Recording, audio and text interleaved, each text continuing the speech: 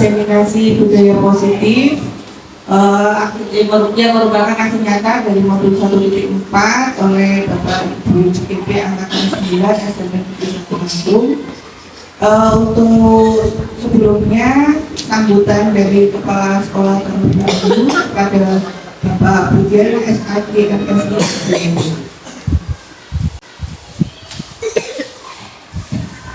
Terima kasih, Bukan. Assalamualaikum warahmatullahi wabarakatuh. Bismillahirrahmanirrahim. Alhamdulillahirrahmanirrahim. Allahumma sholli ala sayyidina Muhammad wa ala ali Muhammad.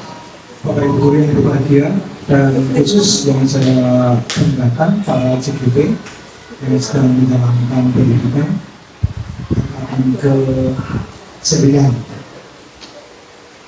Saya memberikan beberapa kata atau pengantar terkait dengan aksi nyata budaya positif. Sebelum sana, mari kita tengok dulu apa itu budaya. Budaya itu kalau kita cari Biongkono, mengatakan budaya itu apa namanya? Internalisasi nilai-nilai yang disepakati dalam kehidupan, itu budaya. Dasarnya adalah budi, ada budi, ada gaya, ada budi, ada pengerti. Tetapi Ki Hajar Dewantara itu cenderung kepada kata diksi yang budi dan pengerti. Kalau budi itu adalah pikirannya, kalau pengerti itu etiketnya atau perilakunya. Di dalam budi budaya itu nanti ada cipta, rasa, karsa gitu. Jadi cipta itu pikiran, rasa itu yang feel, perasaan, kemudian karsa itu perilaku. Jadi kalau orang pikirannya sudah baik, punya rasa yang halus, maka perilakunya akan halus. Itu budaya yang diusung oleh Ki Hajar Dewantara. Itu baik. Kemudian dasar budaya tadi saya sudah sebutkan ya. Kemudian yang kedua itu kita kenal, mungkin yang CGP kenal dengan kodrat zaman, kodrat alam ya. Kalau kodrat alam itu memang kita di Indonesia cuacanya berapa musim, 2 musim, ya sudah itu kodrat alam. Kemudian bagaimana kita mengisi, memberi irama pada cuaca itu, pada alam itu namanya ya kodrat zaman. Bapak Ibu tidak usah khawatir tentang budaya. Banyak karya-karya Ki Hajar Dewantara yang sudah dibuat buku, bentuk makalah-makalah yang dibukukan, itu sudah banyak beredar. Cuma kita aja yang tidak banyak membaca kan gitu ya. Jadi kita tidak tahu kan. Ternyata budaya karangan hasil karya ilmiah dari Ki Hajar Dewantara itu sudah tersebar dan kita jarang membacanya. Ini kritik bagi kita. Maksudnya kita mengambil ilmu-ilmu yang lahir dari kita sendiri, bukan mengadopsi dari barat. Itu yang pertama. Kemudian yang kedua, Bapak Ibu, terkait dengan budaya positif di sekolah kita. Budaya tadi saya katakan internalisasi nilai-nilai yang disepakati, kemudian wujudlah perilaku. Nah, perilaku itu adalah budaya yang diinginkan. Contoh di SMP Negeri 1 Tangkok, kita membuat kesepakatan antara sekolah dengan orang tua, antara siswa dengan murid, kemudian tertuang namanya peraturan. Nah, perilaku yang diinginkan untuk dilaksanakan sesuai peraturan itu, perilakunya itu namanya budaya, Bapak Ibu. Itu perilaku yang diinginkan. Jadi kita bisa membentuk budaya itu yang pertama. Kemudian apakah kita sudah membuat hal-hal seperti itu? Tentunya sudah. Pertanyaan adalah apakah perilaku itu, tata tertib itu sudah menjadikan dasar perilaku siswa yang ada di sini. Seperti kita, Bapak Ibu, kita punya yang namanya kode etik, ya, kode etik guru. Apakah kita dalam melaksanakan tugas itu sudah berpedoman pada kode etik itu? Itu sama dengan budaya. Jadi perilaku yang tercipta atas kesepakatan bersama yang didasari oleh pikiran, kemudian rasa, kemudian karsa, itulah budaya. Kemudian Bapak Ibu, saya menyambung dengan budaya positif yang nanti yang sudah ya ini aksi nyata ya, sudah ya Bu ya, sudah dilaksanakan atau akan dilaksanakan ya.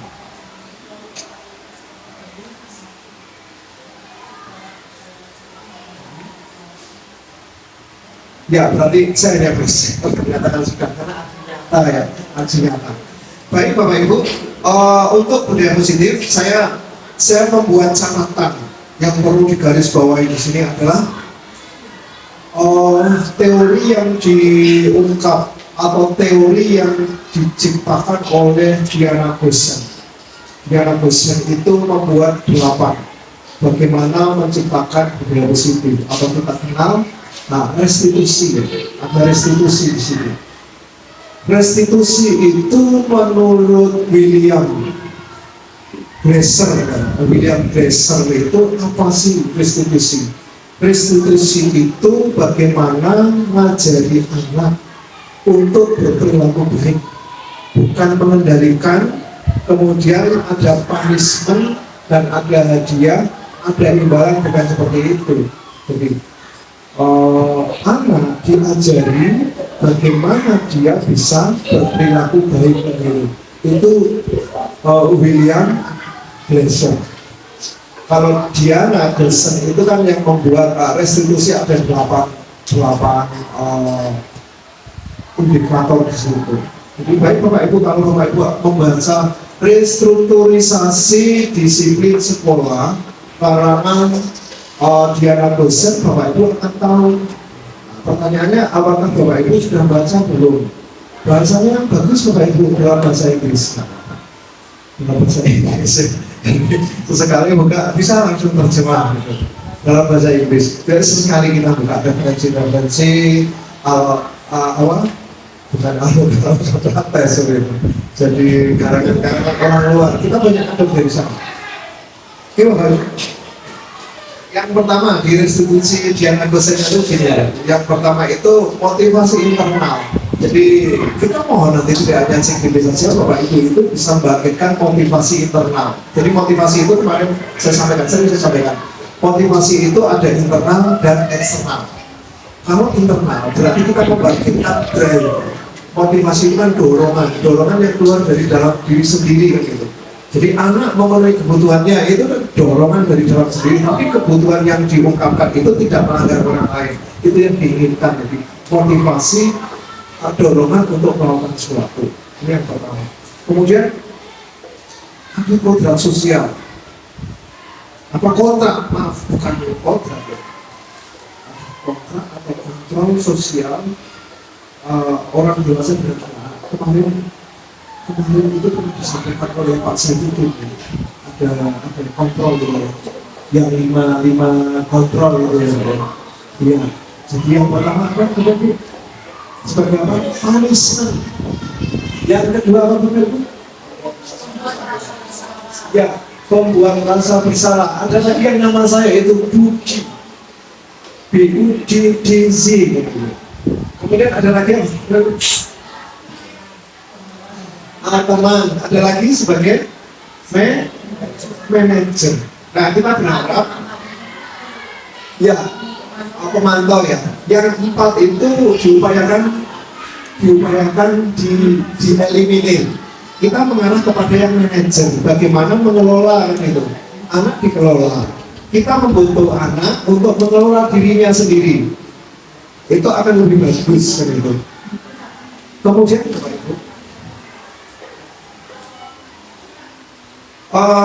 seperti adanya konsekuensi bagi anak-anak yang terpaksa melanggar itu ya memang mereka harus membuat konsekuensi dan gitu. Jadi konsekuensi itu hadirnya konsekuensi itu bukan hadir dari diri kita, tetapi kita memandu anak untuk memunculkan konsekuensi itu yang lebih bagus. Jadi kita mungkin akan kalau sedikit restitusi kan ada memvalidasi ya. Nah, ya. Nah, itu hal yang lumrah melakukan seperti itu, Bapak juga pernah.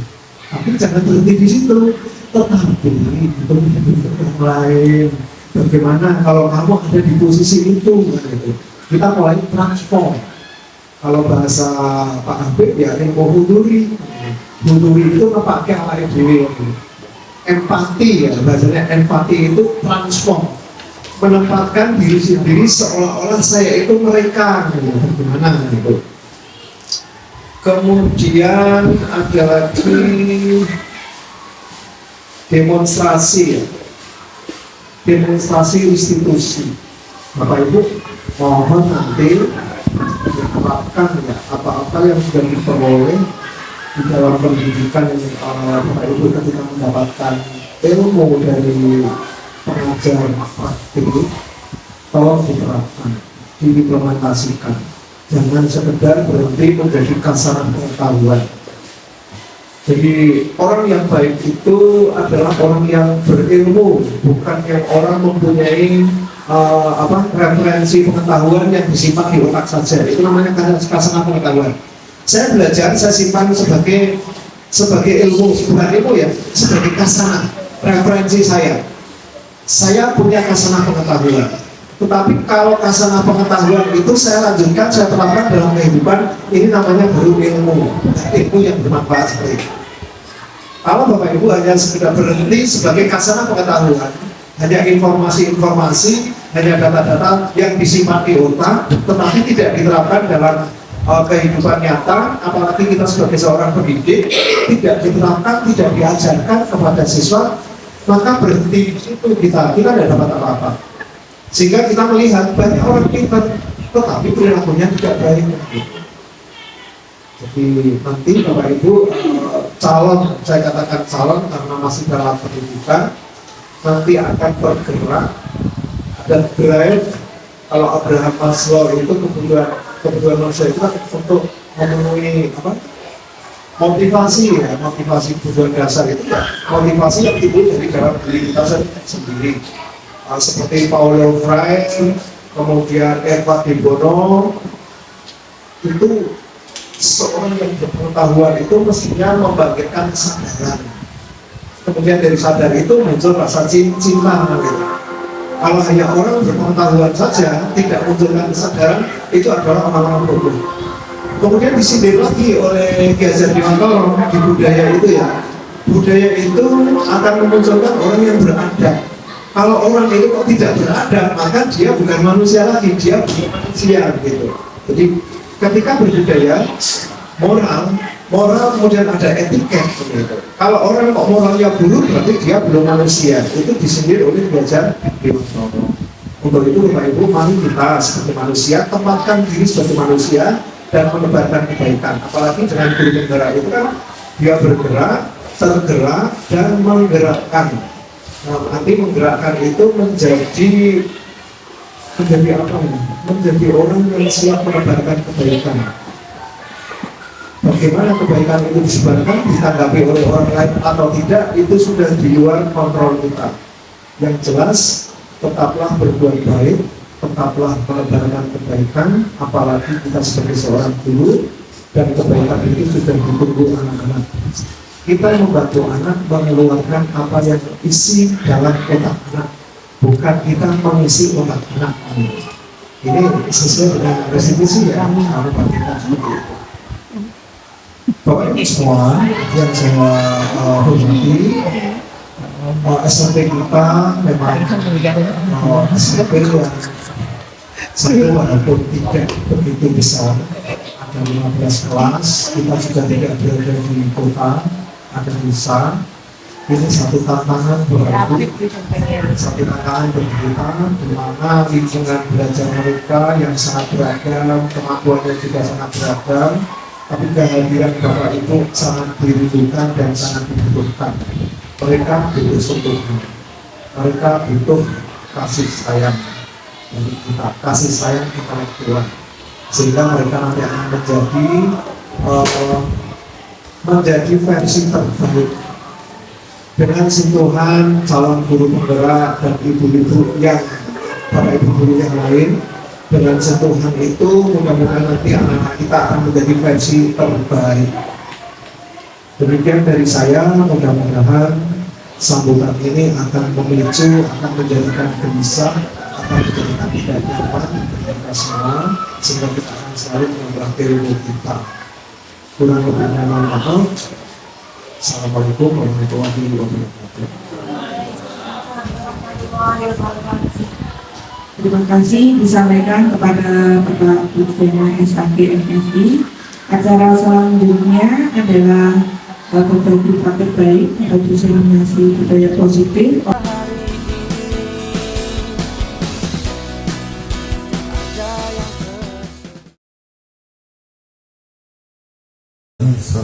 warahmatullahi wabarakatuh.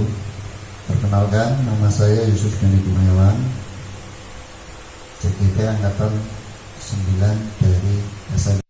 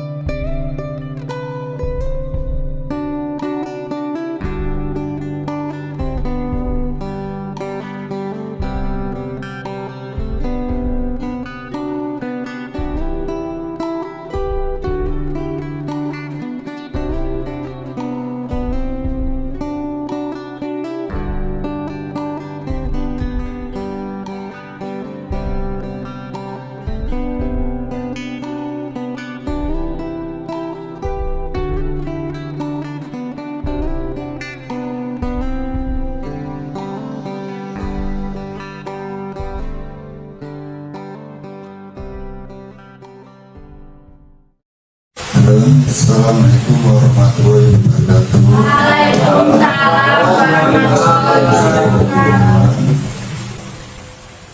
Saya angkatan 9 dari SMP Negeri 1 Lampung.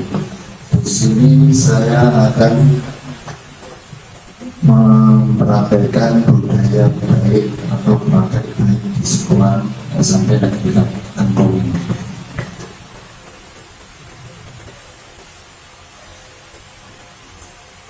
Untuk mengawalnya dalam pembelajaran itu sebaiknya kita bisa melakukan yaitu speaking dulu dari seperti bernyanyi atau permainan untuk menjadikan sesuatu dalam kelas kita nanti bisa share dengan anak-anak atau peserta didik yang kita mau diajarkan.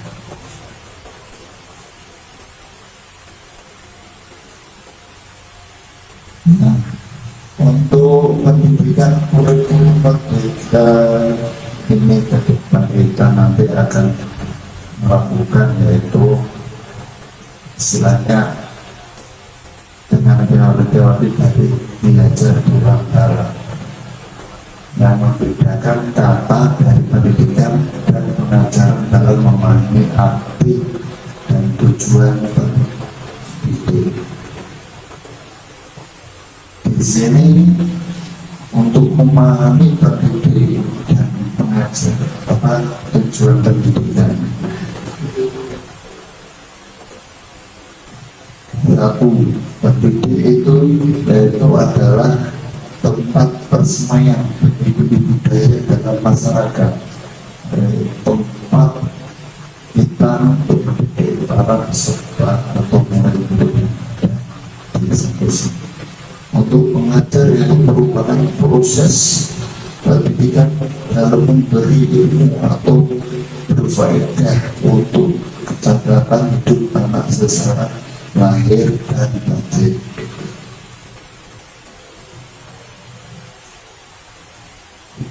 Tujuan dari pendidik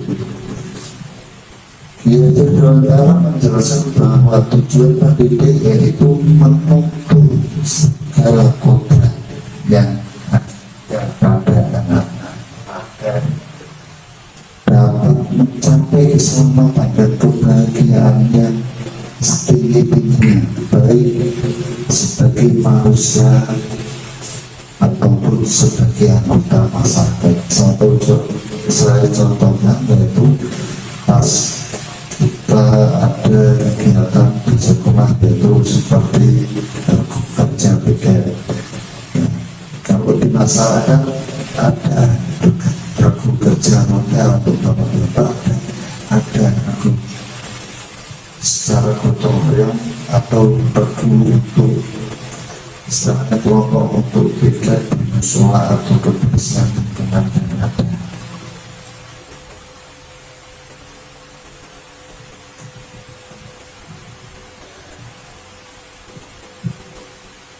Dalam menuntun laku dan pertumbuhan kodrat anak, belajar di Wantoro mengibaratkan para pendidik seperti seorang petani atau tukang kebun, ya, seorang petani atau tukang kebun. Namanya itu bila biji jagung ditempatkan di tanah yang subur dengan pendapatan sinar matahari dan pengairan yang lebih baik, maka meskipun biji jagung dan bibitnya kurang baik dapat tumbuh dan bersih dan tumbuh menjadi yaitu tumbuhan baik karena perhatian dan perawatan seorang petani yang menanam jagung itu.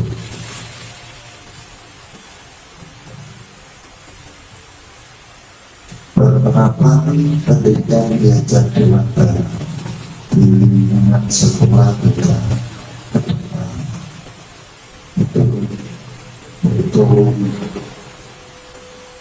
menyusun RPP sesuai dengan kebutuhan siswa. Contoh-contoh yang diambil bagian kegiatan inti dari dan nanti ke depan kita akan yaitu melakukan diferensiasi untuk di kelas masing-masing. Tahap pertama, pada siswa kita dapat melakukan yaitu mengajukan pertanyaan mendasar, misalnya apa saja contoh perilaku menjaga beragaman Indonesia. Yang kedua, bagaimana cara kalian mengajak orang lain untuk menjaga persatuan dan kesatuan NKRI, menghindari perilaku memecah belah bangsa Indonesia itu. Nah, nanti Bapak Ibu,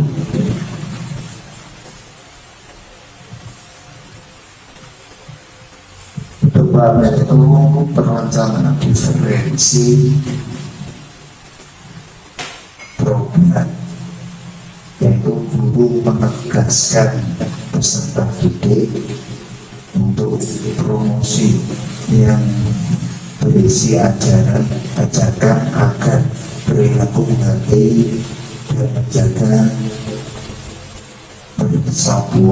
kesatuan NKRI secara serta menghindari perilaku memecah belah bangsa negara ini. Salah satu contoh kita bisa dengan gaya satu, yaitu pembelajaran auditory dan menciptakan lirik lagu untuk pembelajaran seperti salah contoh itu kita kenal dengan lagu layang-layang, ku ambil bambu sepatah dan dipotong sama panjang. Nah, itu kalau dari lirik itu, dari mengikuti lirik lagu layang-layang itu nanti akan tercipta sebuah layang-layang. Nah, kita nanti ke depan akan mengajar seperti apa, materi apa, kita mengartikan lagu-lagu itu untuk sesuai tujuan dari pembelajaran kita. Itu menurut auditari yang diarahkan menciptakan lagu lirik lagu. Yang kedua yaitu gaya belajar visual, yang akan membuat puisi atau pantun. Karena pendidikan itu salah contoh, nanti kita bisa seperti lagu atletik itu untuk lomba lari mengatasi dengan lagu puisi atau pantun sambil berlari yang bisa. Yang ketiga yaitu gaya belajar inisiatif yang diarahkan membuat demonstrasi. Kalau olahraga itu kita bisa belajar gerakan yang akan sesuai dengan teknik dari dasar yang akan diajarkan oleh seluruh guru. Lanjut ya.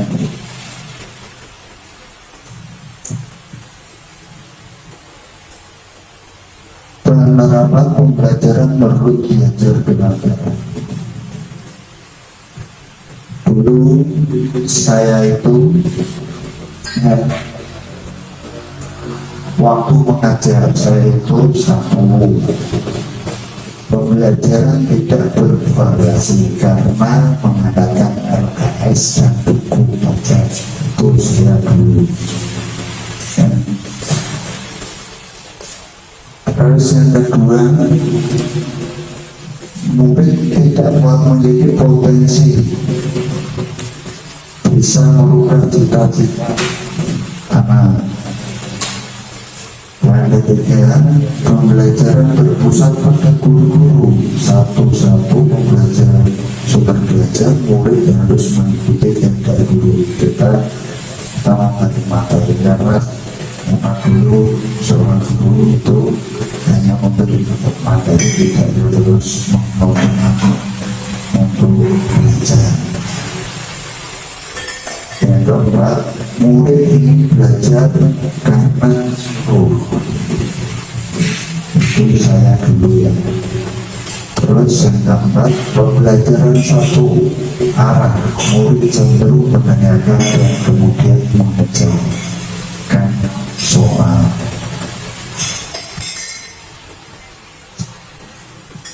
Yang terakhir yaitu murid bagikan kertas kosong yang bisa ditembak sesuai dengan keinginan seorang guru. Nah, berarti kan murid istilahnya kalau murid seperti dari sosok gurunya ingin nulis seperti ini, nah itu nanti ya kalau tidak dengan kehendak murid akan istilahnya akan membuat murid itu rancu, akan selalu merasa dibekali. Dan dari semua itu sekarang saya percaya satu, pengerjaan tugas sesuai dengan kodrat anak. Anak itu bisanya apa, anak itu maunya gimana, anak itu kemampuannya bagaimana, kita hanya bisa menonton dengan keinginan seorang anak. Yang kedua, memberi kebebasan kepada murid untuk berpendapat dan kembali. Nah, sebaiknya kita nanti dalam waktu pembelajaran kita memberi kebebasan kepada seorang murid untuk berpendapat dan bertanya. Nah, kita tidak boleh membatasi anak berpendapat, anak orang SD atau anak itu melakukan istilahnya dalam olahraga itu masuk keluar dengan metodenya dia belajar, dia tapi bisa melakukan masuk keluar dengan baik dan benar sesuai dengan tekniknya atau tujuan untuk belajar itu. Kenapa kita tidak bisa, kenapa tidak mengikuti kehendak anak itu sendiri? Ya, tetap walaupun tujuannya sama dengan kehendak anak itu sendiri, dia bisa melakukannya. Terus bertanya, Pak, kok saya masuk bawah ini kok soal terus gimana Pak? Nah, kita baru bisa mengasih pendapat, bisa memberi pendapat pada seorang anak yang mendapat kamu kurang contoh, bulanya didorong agar jangan bola itu kurang ke atas atau kurang ke bawah. Kalau terlalu ke atas bola akan lari ke belakang, dan kalau bola terlalu jauh akan lari ke depan. Tidak bisa untuk pasang bawah sendiri, itu untuk pasang bawah sendiri, tidak untuk pasangan. Jadi dari sampai sekian ada hasilnya. Ini tadi saya mencobai dari materi olahraga semua. Nanti kita akan bisa sharing di belakang atau gimana untuk materi seperti ini Pak, materi seperti ini monggo kita nanti sharing sesi dulu. Berikutnya yaitu mengkaitkan pembelajaran dengan kehidupan. Yang kelima, memanfaatkan lingkungan belajar agar siswa belajar dari berbagai sumber belajar. Nah, kita sekali-kali membawa anak itu keluar dari kelas, kita bisa mengajak dia untuk belajar, dia mau misalnya ini mau duduk di mana, belajar di mana, yang penting aman dan nyaman. Ya, kita lanjut.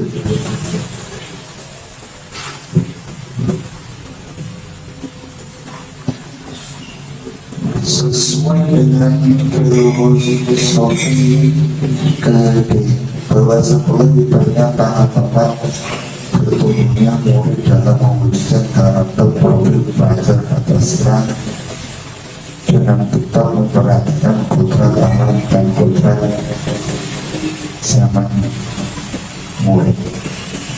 Zaman kita dan zaman murid itu kan berbeda. Mungkin di zaman kita dulu kalau udah dimarahin, kalau udah paksa, kalau tidak bisa kita, itu pemikiran yang dulu. Tapi sekarang kita harus mengikuti seorang anak untuk mengikuti terkait dia biasanya ketika menonton untuk yang intinya untuk menjadi yang lebih baik. Dilanjutkan untuk membuatkan filosofi pendidikan belajar di mana perlu nilai dan peran seorang guru. Memang kalau tidak dengan menuntut seorang murid rasa berjalannya tidak punya tujuan. Yang ketiga, guru akan menciptakan visi dan pemahaman segitiga revolusi dalam penyelesaian masalah pelaksanaan harus dibarengi dengan budaya bersih. Terakhir, yaitu budaya sekolah adalah kumpulan nilai yang melandasi perilaku, tradisi, kebiasaan, keseharian, dan simbol-simbol yang dipraktekkan oleh seorang stakeholder sekolah dan mengutamakan pembelajaran yang berpihak pada murid. Mari kita lanjut.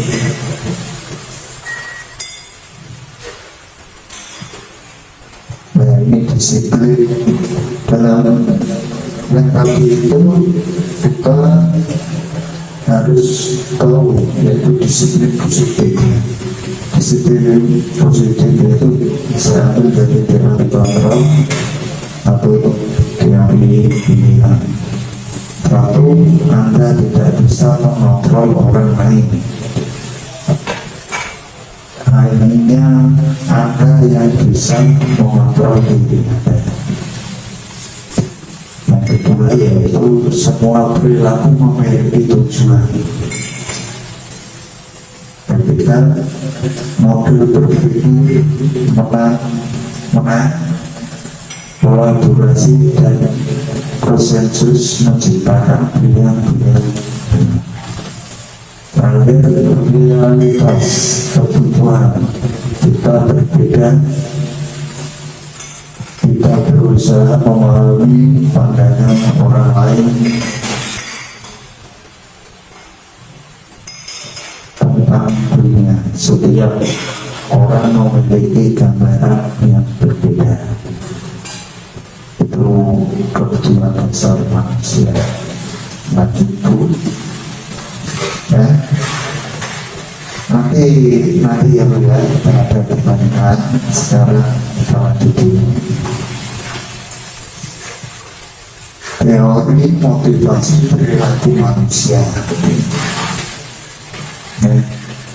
yaitu suatu motivasi ekstra atau untuk menghindari ketidaknyamanan atau hukuman yang akan terjadi apabila saya tidak melakukannya.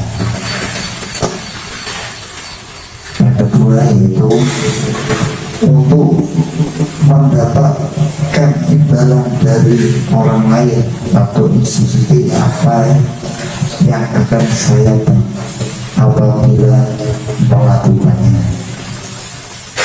Ketiga, untuk menghargai diri sendiri, saya akan menjadi orang yang seperti apa bila saya melakukannya.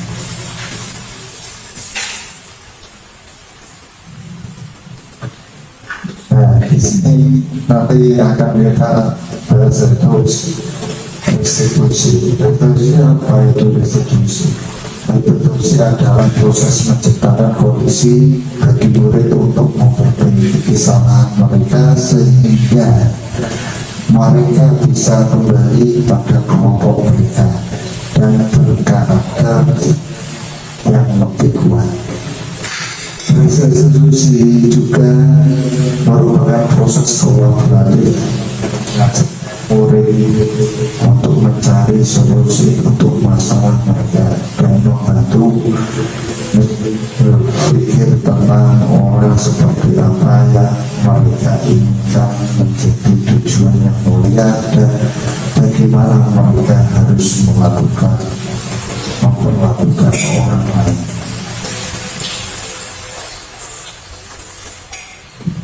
Ciri-ciri Bapak Ibu, yang satu bukan untuk menebus kesalahan, namun untuk belajar dari kesalahan, memperbaiki hubungan. Tawaran bukan paksaan. Yang kedua, restitusi menuntut untuk melihat kedalam diri. Yang kelima, restitusi mencari kebutuhan dasar yang mendasari tindakan. Karena restitusi diri adalah cara yang paling baik. Restitusi fokus pada karakter bukan tindakan. Itu yang ke-8, fokus pada solusi. 9, restitusi mengembalikan murid yang berbuat salah pada kelompoknya. Ya, kita contoh. dua putri dan Tidak boleh, seharusnya itu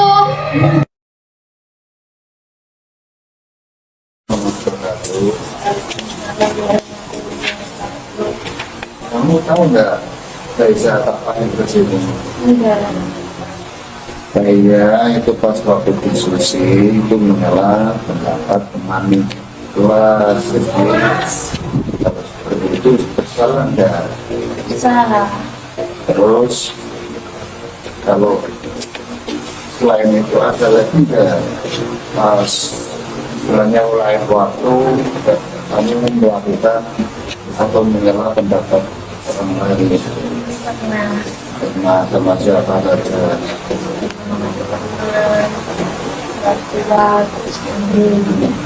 Nah, ini ya lain kali jangan melakukan seperti itu lagi. Pendapat teman atau pendapat orang lain itu harus bisa tersampaikan, harus bisa dieksplor dulu ya.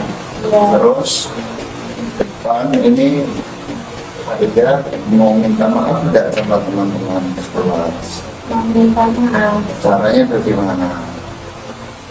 Makanya saya berdiri di depan kelas dan saya berbicara kepada teman saya meminta maaf karena saya telah melakukan kesalahan memotong pembicaraan teman-teman. Ya, saja. Ini nggak apa-apa karena kamu sudah meminta maaf kepada teman-teman, tolong jangan diulangi lagi ya. Terima kasih ya. Silakan kamu kembali ke kelas lagi. Wassalamualaikum warahmatullahi wabarakatuh.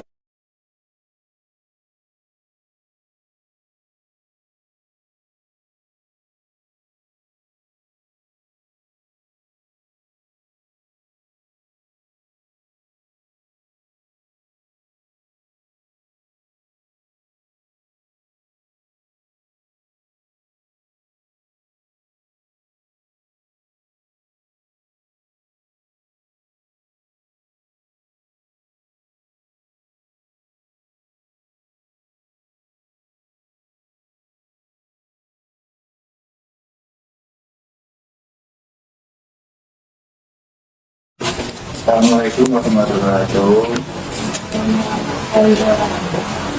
Safa, tahu nggak saya panggil ke sini? Nggak tahu. Ini kemarin pas waktu ulangan saya melihat Safa itu menyontek, bener nggak? Benar. Kenapa kamu menyontek? Apa kamu tadi malam tidak belajar? Tidak Pak, karena saya kecapean, tapi saya tidur. Lupa kalau bisa ada ulangan. Apa Safa kemarin tidak bertanya sama teman-teman kalau besok itu ulangan? Enggak Pak. Terus di rumah langsung tidur, kecapean kenapa? Saya main Pak. Yo bermain, mainnya sampai jam berapa kalau sampai kecapean? Ini ya Safa, untuk Safa itu permainannya tolong dikurangi ya. Terus untuk jadwal kalian, kamu harus buat agenda besok ada apa, besok mau apa, itu sudah tertata, besok ada daerah apa ya. Ketika terus jangan lupa belajar konsekuensinya.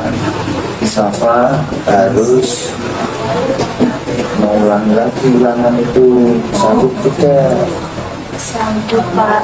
Karena Safa mengulangi, saya adakan besok saja. Nanti malam Safa tolong istirahat dan belajar. Itu ya. Iya Pak. Terima kasih ya. Silakan Safa bisa bermain lagi. Ini waktu istirahat kan.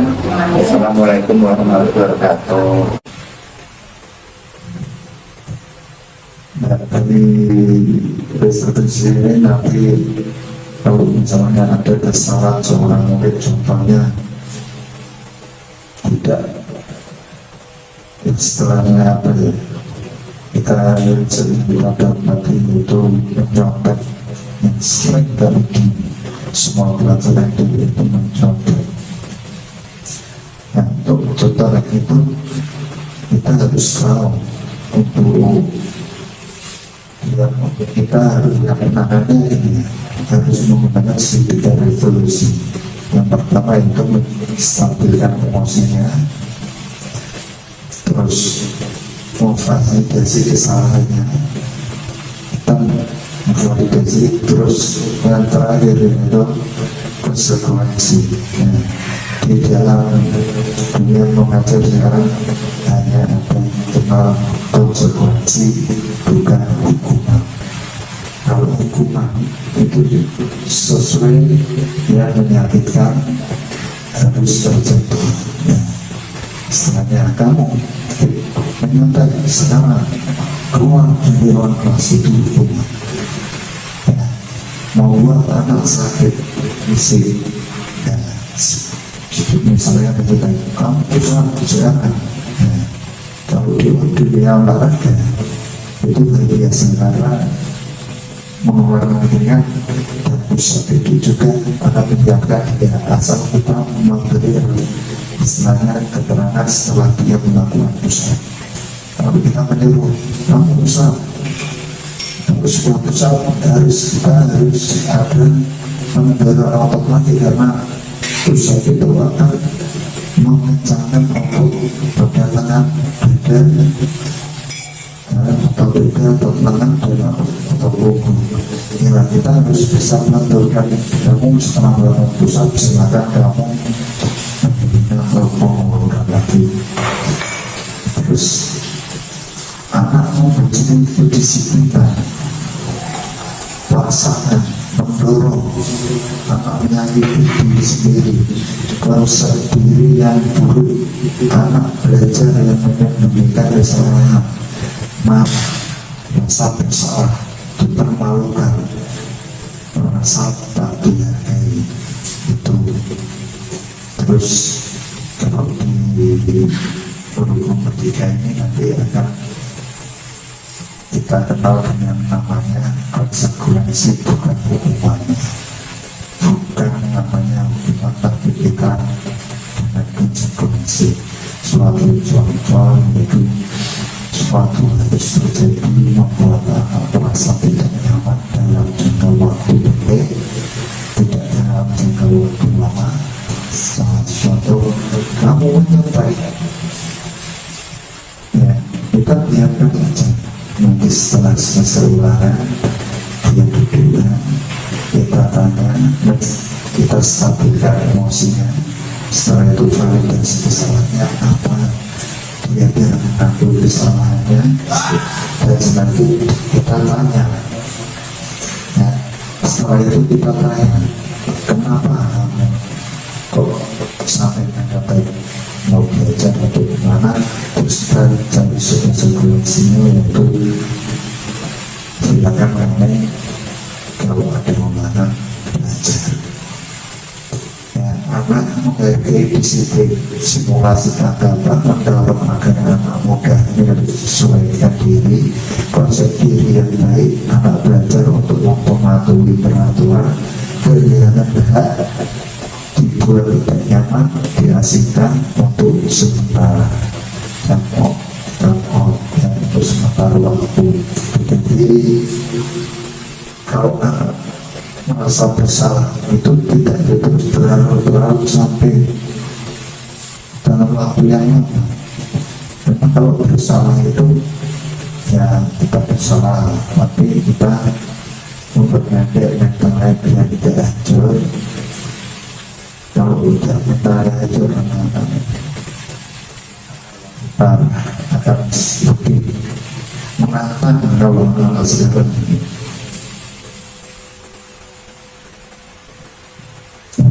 Bekas kegagalan itu identitas kesuksesan, ya, identitas kegagalan itu tadi merupakan hukuman, terus identitas kesuksesan itu disiplin, konsekuensi dan kontribusi.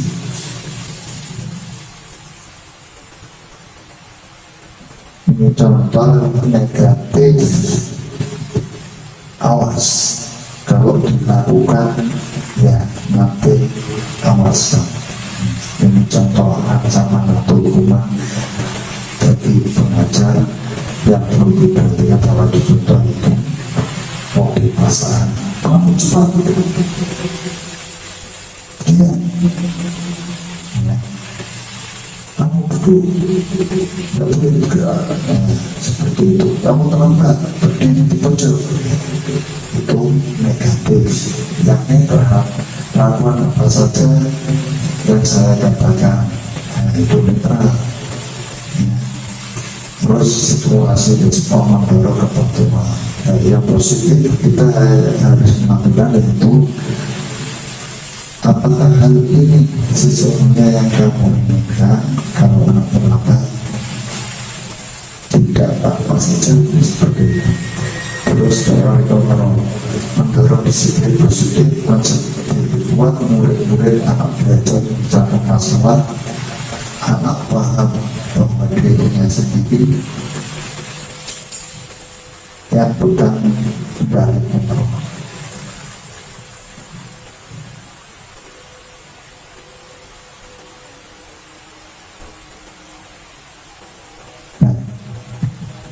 Dan yang saya paparkan lagi itu nanti ada dari awal itu nanti kita harus membuat pertama kesepakatan kelas atau peraturan kelas. Setelah itu kita membuat menciptakan keyakinan kelas dari peraturan kelas akan timbul keyakinan dan lingkungan positif dan akhirnya akan menjadi budaya yang positif di masyarakat kita, gitu ya.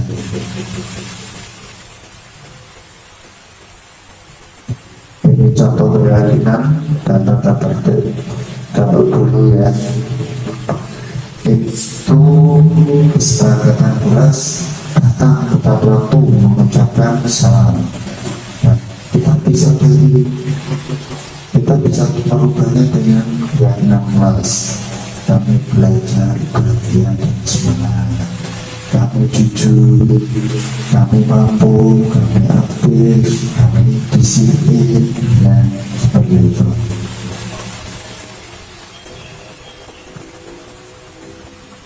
baik membuat nyaman di kelas. Ini update namanya atau update. Ini ada tangan, ada hati, ada tepuk tangan, ada tas.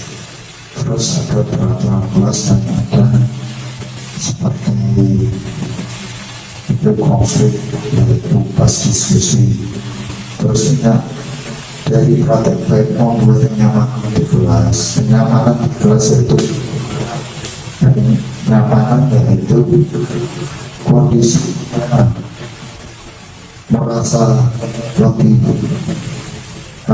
kondisi di mana kita merasa dihargai, merasa aman, senang, tidak ada bebannya.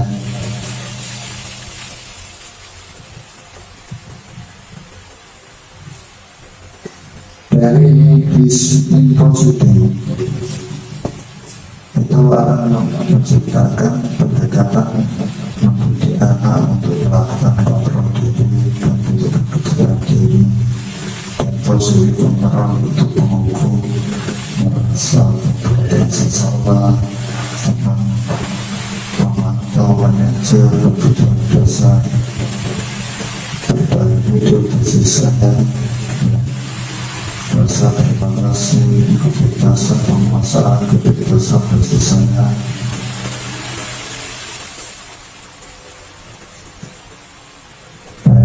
Ini tiga fungsi bagi sangat panjang, yaitu atau proses menciptakan kondisi bagi murid untuk memperbaiki kesalahannya sehingga mereka bisa kembali pada kelompok belajar dan berkarakter dan berikut keyakinan kelas merupakan sesuatu yang dapat diterapkan di lingkungan kelas tersebut. Pembuatan keyakinan melibatkan semua warga kelas melalui kegiatan curah berbuat dapat keyakinan terus muncul kembali dari waktu ke waktu.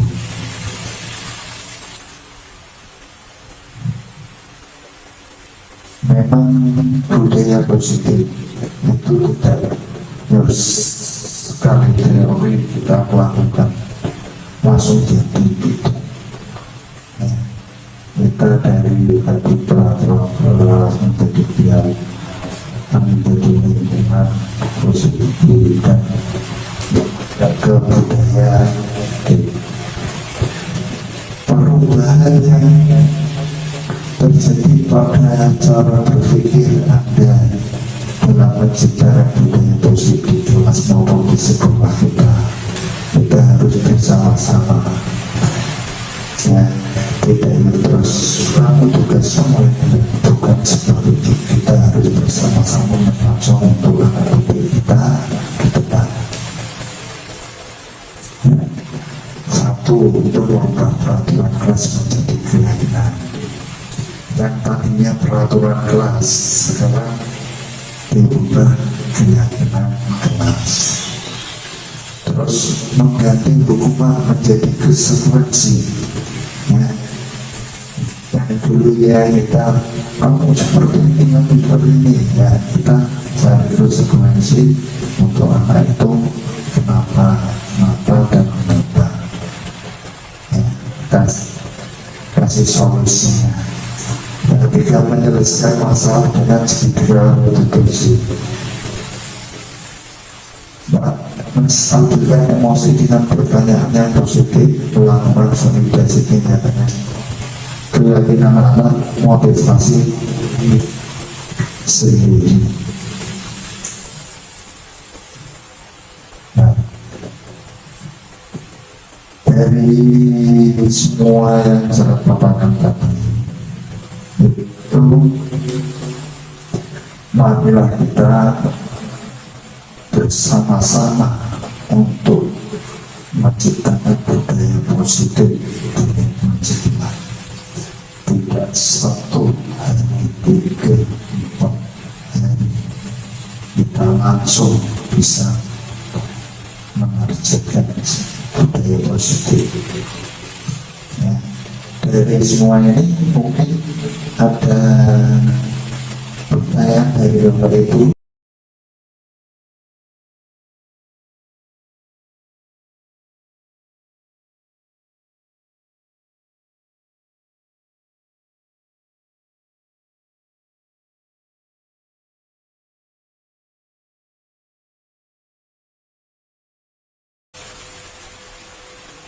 Tidak ada, ya nanti kita bisa komunikasi di belakangan ya.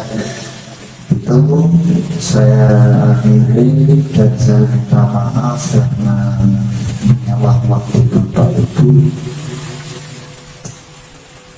Seharusnya bisa mengajar di ruang kelas tetapi malah mengikuti presentasi dari saya. Dan saya akhiri wabillahi taufiq wal hidayah. Wassalamualaikum warahmatullahi wabarakatuh.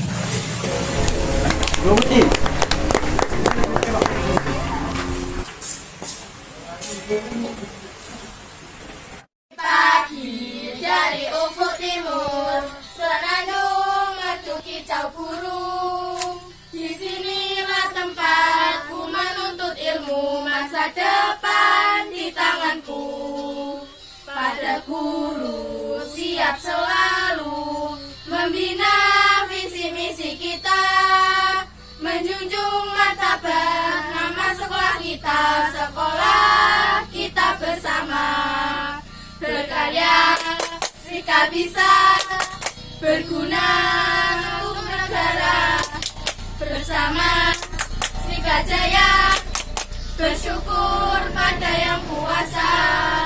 Mentari pagi sinari bumi menembus ke urat darahku. Bersatu kita teguh, bercerai kita runtuh. SMP Negeri 1 Kangkung, SMP Negeri 1 Kangkung.